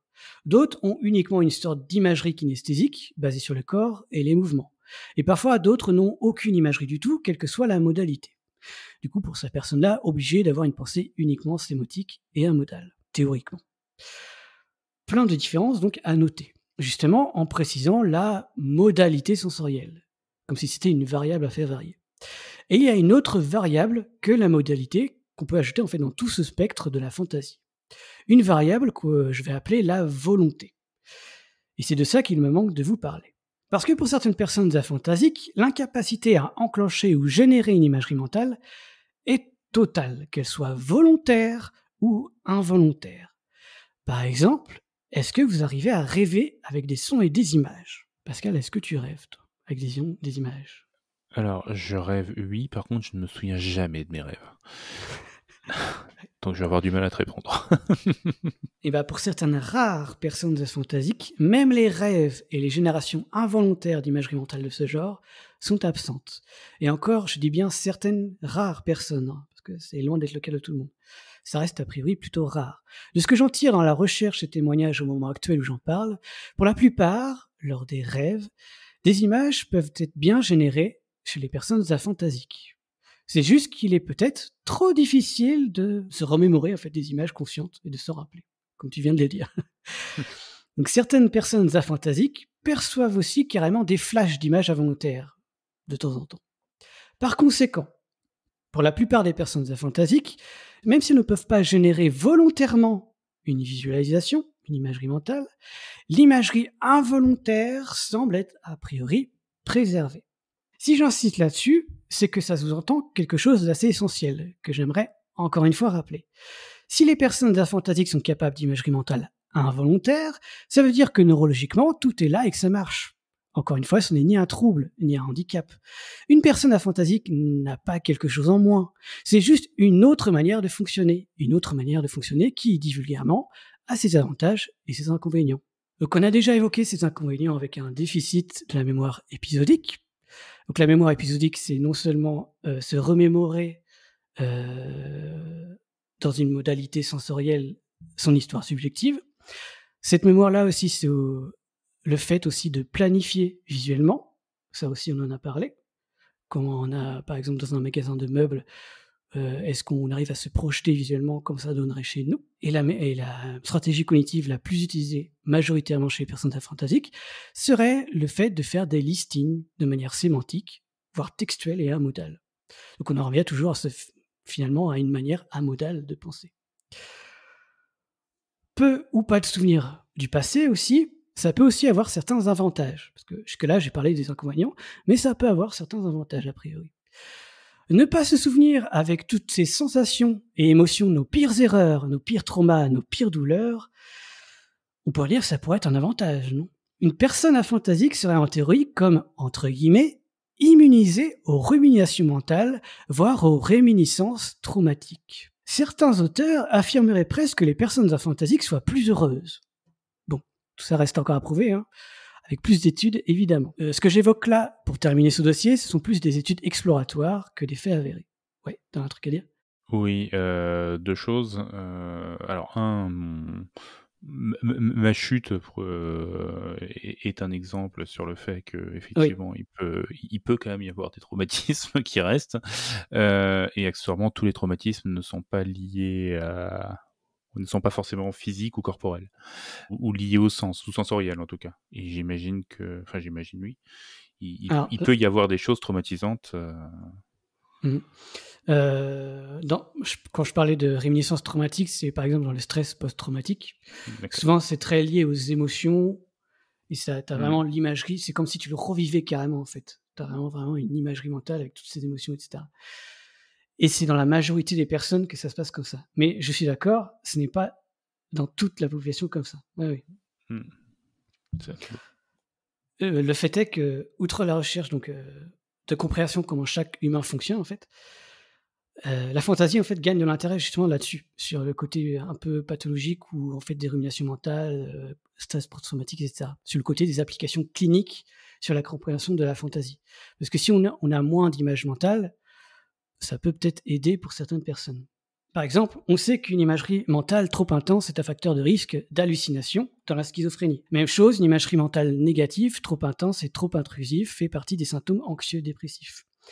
Peut-être que mieux comprendre le fonctionnement du persona phantasique pourrait aider à trouver des moyens en fait cliniques, voire thérapeutiques, si ça peut exister, pour réduire ou remédier à ce genre de trop-plein d'imagerie mentale.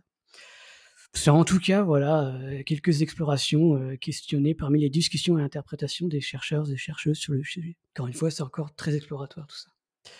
Mieux que des questionnements évasifs, on suppose vraiment un lien entre émotion et imagerie mentale, pour revenir encore sur le stress post-traumatique, etc. Les émotions seraient ressenties bien plus intensément chez les personnes capables d'imagerie mentale. Par exemple, en lisant un livre, les émotions sont plus intenses quand ils s'imaginent visuellement la scène. Selon l'interprétation de ces chercheurs et chercheuses là-dessus, l'imagerie mentale jouerait possiblement comme un rôle d'amplificateur des émotions perçues. Et là-dessus, on a vraiment des indices cognitifs, mais aussi des indices physiologiques. Par exemple, les chercheurs ont mesuré le taux de sueur quand on lit un livre, avec une imagerie mentale ou pas. Et quand on sue beaucoup, ça veut dire qu'il y a beaucoup d'émotions, très grossièrement. Et bien, ce qui montre, c'est que les personnes aphantasiques, en gros, suent moins et donc ressentent moins les émotions quand ils lisent un livre. C'est, Ouais. comment dire? Est-ce que ça sous-entendrait que les personnes aphantasiques seraient potentiellement moins empathiques? C'est une question à poser. Je Après, l'empathie n'est pas que dans le ressenti d'émotion, c'est aussi dans la compréhension. Des fois, on peut comprendre froidement l'émotion, Mmh. juste avec des détails. Mais Et ouais. alors, pour la petite histoire, j'ai des livres qui m'ont vraiment secoué émotionnellement. Il y en a eu, très, très, très peu. Je lis quand même pas mal, hein. je crois que un seul livre m'a poussé jusqu'aux larmes. Des fleurs pour Algernon. Pour ceux qui ne l'ont pas lu, je le conseille, mais il faut être prêt. Vas-y, répète, les fleurs de... Des fleurs pour Algernon. Ok. C'est un livre de science-fiction dans son concept. Des scientifiques qui ont réussi à rendre à rendre une souris plus intelligente. Et donc appliquent cette procédure sur un être humain déficient. Et donc voilà. Et encore, je dis pas que les personnages fantastiques n'ont pas d'émotion. Oui. D'accord. Non, mais bien sûr. Mais d'un autre côté, j'ai dans ton sens, parce qu'effectivement, je sais qu'il y a des personnes qui peuvent être beaucoup plus touchées que moi ou quoi que ce soit par les émotions qu'il peut y avoir dans une œuvre ou dans un. Mais peut-être que oui, ça peut être. Parce que là, ce que je dis, c'est vraiment ce qu'on appelle la variabilité interindividuelle, c'est entre les individus. Donc il y a des individus qui ressentent énormément d'émotions et d'autres qui ressentent peu d'émotions, mais par rapport aux autres. Tu peux avoir toute une échelle d'émotions pour la personne individuelle, mais est ressentie peut-être moins intense par rapport à une autre personne. C'est vraiment entre les personnes, là que je dis en recherche qu'on montre. D'accord. Et tu parlais de quoi juste avant? C'était la question... Ah oui, de l'empathie. Oui. Et il y a quelques études là-dessus. Par exemple aussi, des fois, on fait des liens avec l'autisme aussi. Où finalement, la personne aphantasique ou l'autisme a du mal à saisir les émotions des autres aussi, parfois aussi. Donc parfois, peut-être aurait manqué un manque d'empathie, mais on ne parle pas d'empathie encore dans la recherche, quoi que ce soit. C'est juste à comprendre et à saisir l'émotion des autres. Et de soi-même, d'ailleurs. Il y a des liens qui commencent à se faire aussi là-dessus. D'accord, c'est intéressant. D'autres recherches encore font des liens aussi avec l'introversion ou encore avec la sensibilité sensorielle. Donc la sensibilité sensorielle, comme quoi les personnes aphantasiques seraient éventuellement moins sensibles sensoriellement qu'une personne phantasique. Sur ce point-là, pour le coup, c'est plutôt l'inverse de l'autisme. Dans l'autisme, c'est la personne est plutôt hypersensible aux éléments sensoriels de l'environnement. Voilà, c'est quelques explorations qui se font encore en recherche. Là-dessus, c'est très très récent encore. Plutôt introverti ou extraverti, Pascal? Oh bah. Clairement introverti. Clairement introverti. Et par rapport à la sensibilité, je mentionnais tout à l'heure des problèmes que je peux avoir par rapport à la manipulation de mon corps, on va dire, de façon générale. Oui, clairement. Je me reconnais. Voilà, donc tout ce que j'ai évoqué un peu à la fin, ça faisait un peu listing, mais c'est juste des pistes d'exploration encore, c'est pour ça que j'ai pas trop détaillé. Donc aux émotions, jusqu'à l'autisme, l'introversion, la sensibilité sensorielle. Tu n'associais pas plutôt j'ai peut-être, mais je mélange peut-être des choses, mais il me semble t'avoir entendu associer l'autisme avec l'hyperphantasie. Ouais. Donc il y a un peu des deux en fait. Ouais. Mais en fait, l'autisme, c'est très vague aussi. C'est pour ça on parle de spectre. Oui. Il y a un spectre de l'autisme, il y a un spectre de la fantaisie aussi, entre la fantaisie et l'hyperfantaisie. C'est le problème, c'est qu'on commence à mettre des mots sur quelques phénomènes. Par exemple, la fantaisie. C'est un mot qui existe depuis 2015. On commence à mettre un mot dessus.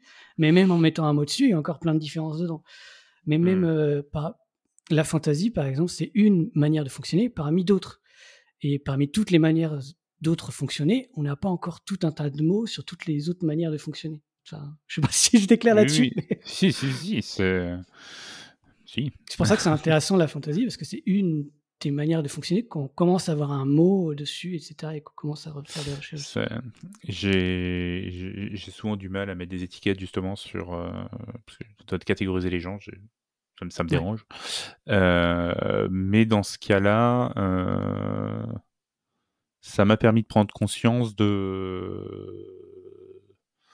et de comprendre des différentes approches que d'autres pouvaient avoir par rapport à moi, ou de difficultés que je pouvais avoir de choisir une cuisine. Ouais, c'est pour ça, des fois, c'est important de mettre des mots dessus, puis de savoir que ça puisse exister. Mais il ne faut pas non plus que ça soit des grosses cases, genre... non, voilà, c'est ça. T'as aphantasique, ça veut dire que t'as aucune image mentale. Non, il y a par exemple, il y a tout un Oui. spectre. C'est pour ça qu'on parle de spectre souvent en psychologie. Et je sais plus si c'était avant le début de l'émission ou après ou pendant l'émission que je le mentionnais, ça m'a aussi permis de découvrir que quand, il faut imaginer des choses, sentir le vent sur les bras quand on fait de la relaxation, ce genre de choses. C'est que c'est pas des illuminés les gens en fait. Bah, là-dessus, je voulais terminer là-dessus justement sur un paragraphe sur l'hypnose, la relaxation, etc. Mais en fait, j'ai trouvé qu'une étude exploratoire là-dessus sur deux personnes isolément, donc c'est pas grand-chose au niveau scientifique là-dessus. Mais ce qu'ils disent, donc j'ai écouté un témoignage d'un hypnotiseur lui-même aphantasique qui disait que pour que l'hypnose marche, il faut faire comme si. Voilà, ça nous arrange bien. En gros, faut faire comme si. Et dans une étude exploratoire que j'ai regardé un peu, c'est que au lieu de prendre l'image, ou par exemple imaginer un château visuellement, etc., prendre d'autres choses comme par exemple le corps. Imaginer que mon corps se balance d'avant en arrière, ou des trucs comme ça, tu vois, plus corporel ou kinesthésique, justement. D'autres manières de faire une imagerie. Donc pour conclure, la fantaisie est une manière cognitive parmi d'autres de penser et fonctionner, sans générer d'imagerie mentale associée à une expérience sensorielle consciente. L'inconvénient principal est d'avoir peu de souvenirs de sa propre vie imagée, colorée de sensorialité et d'émotion, peu d'imagerie du passé par rapport à son histoire subjective. Et même chose, peu d'imagerie pour se projeter dans l'avenir, en tout cas l'utiliser pour ça. Du coup, pour conclure, comme on a peu d'images pour son passé et son futur, pour conclure sur une petite touche d'humour, est-ce qu'on n'est pas là à l'ultime but que recherche le plus grand des spirituels à élever sa conscience durant une méditation, à s'échapper de toute sensorialité charnelle, de toute référence future ou passée, voire même à s'oublier? Est-ce que finalement une manière de fonctionner comme le fait une personne aphantasique, est-ce que ce serait pas ce que recherche ce genre de spiritualité? C'est-à-dire vivre ici et maintenant, dans le présent. Voilà, petite conclusion un peu rigolote. Est-ce que tu te sens un peu spirituel, Pascal? Alors, pas plus que ça, non. Non, pas plus que ça, parce que c'est marrant parce que quand tu mentionnais ça, j'imaginais le moine bouddhiste qui veut complètement se sortir de un truc. C'est exactement ça que je voulais. Et là où ça coince, c'est qu'associé à ça, il y a le fait de ne penser à rien. C'est ça. Ce que je suis absolument incapable de faire. Ouais, et c'est même anxiogène pour certaines personnes d'essayer de penser à rien ou juste de ses propres pensées. Ouais. C'est ça.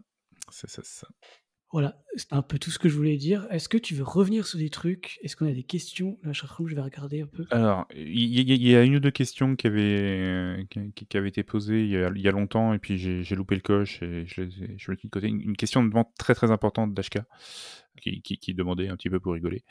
Est-ce que les personnes aphantasiques ont des musiques qui leur restent en tête? Oui. Nous aussi, on a ça. Mais du coup, sans le son, pour toi. Sans le son, c'est ça. T'as juste le rythme qui. Alors, juste le rythme, oui, juste le rythme, et puis je peux le chanter dans ma tête parce que j'ai pas une voix, mais c'est dur de d'écrire ça à des gens qui. C'est intéressant que. C'est même en fait, je suis en train de dire que je comprends. Je comprends la difficulté qu'on peut avoir à essayer d'expliquer le concept de couleur à un aveugle ou ce genre de choses. C'est ouais, c'est compliqué. Qu'est-ce qu'il y avait d'autre comme question? J'en avais vu une ou deux autres. Hein. Alors ça, c'est pas tout à fait lié. C'est ce qu'un aveugle voit dans ses rêves. Il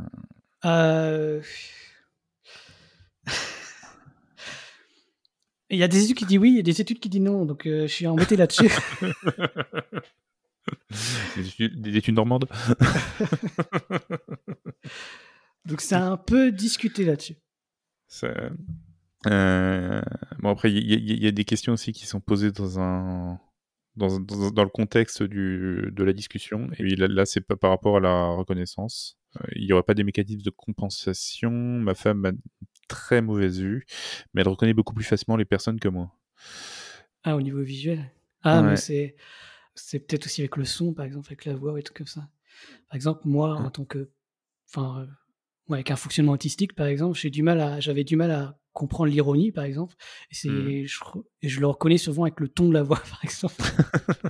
J'ai commencé à comprendre comme ça. Ouais.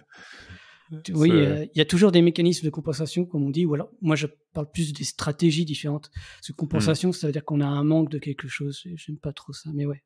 Il y a toujours des stratégies, des voix différentes, etc. Et dernière question que j'ai vu passer, je suis très sensible aux émotions de la musique. Des chansons pas forcément tristes me font chialer. C'est vraiment le ressenti de la musique. Donc là, c'est plus un commentaire que... Ouais. Au niveau du son, etc. Ouais. Oui, c'est pas forcément... Ouais, bah en fait, ce qu'on montre, oui, c'est que sensorialité et émotion, c'est lié. En fait, c'est pour ça que quand on dit qu'un aphantasique, une personne aphantasique est en manque de modalité sensorielle, on doit ajouter aussi l'émotion là-dedans, en fait.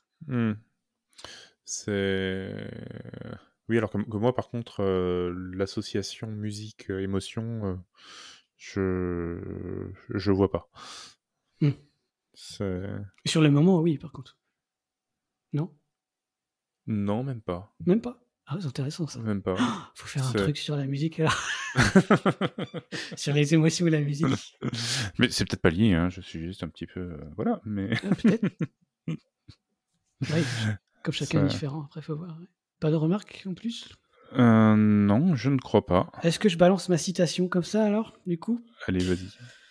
Une citation de Ernst Mach, physicien autrichien et surtout philosophe empiriste, qui écrivait « Quand l'esprit humain, avec son pouvoir limité, tente de reproduire en lui-même la riche vie du monde, dont il est lui-même une petite partie, et dont il ne peut jamais espérer s'extraire, il a toutes les raisons de procéder économiquement. » Économiquement, c'est-à-dire en gros, simplifiant les choses, que ce soit par une image, démolie en concept, ou un modèle scientifique.